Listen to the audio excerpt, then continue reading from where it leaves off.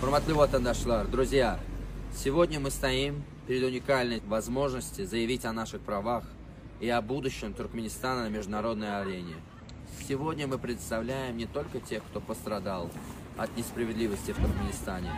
И мы не будем молчать. В Давосе мы покажем, что наш народ готов бороться за свои права, что голос Туркменистана будет слышен.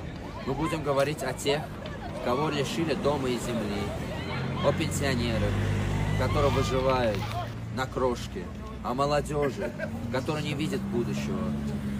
Сегодня мы также говорим миру, что перемены неизбежны. Мы именно здесь, чтобы стать этой частью. Давос – это возможность привлечь внимание, заручиться поддержкой.